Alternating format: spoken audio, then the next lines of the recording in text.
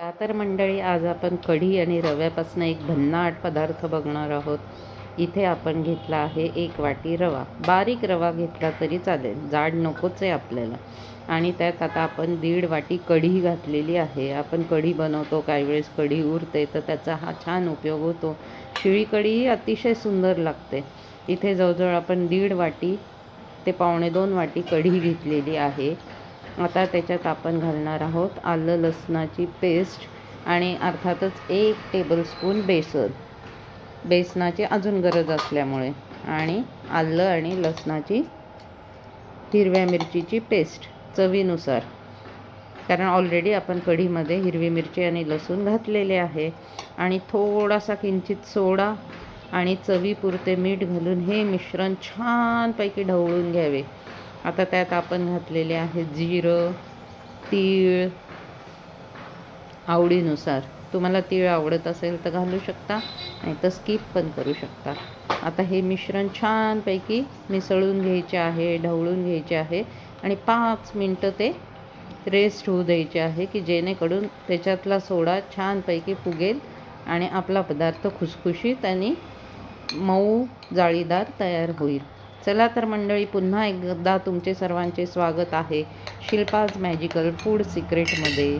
झटपट होणारा हा पदार्थ पौष्टिक तर आहेच, शिवाय तुम्ही टिफिनला देऊ शकता, मधल्या वेळात खाऊ शकता. सकाळच्या ब्रेकफास्टसाठी झटपट होणारा हा पदार्थ आहे. 5 मिनटं फक्त भिजण्यासाठी वेळ लागतो आणि मधनं याला अशा पद्धतीने आपण हलवत राहिले पाहिजे मिश्रण, की जेणेकरून ते एकजीव होईल व गुठळ्या तयार होणार नाहीत. आता याच्यात आपण थोडासा सोडा घालून घेतलेला आहे आणि मिश्रण परत एकजीव केलेले आहे.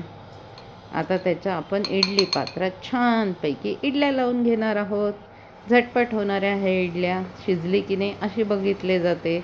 अर्थातच आपल्या इडल्या छानपैकी शिजल्या आहे. त्या तुम्ही गरम गरम वरणाबरोबर, सांबारबरोबर खाऊ शकता. झटपट होणारा हा पदार्थ आहे.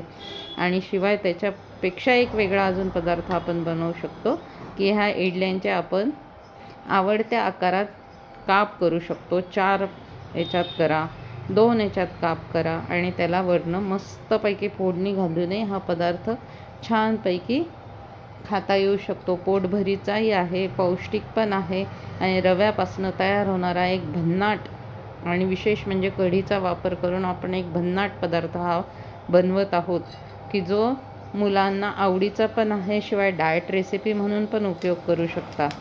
इथे आता आपण अर्थातच फ्राय करतो आहे ती इडली.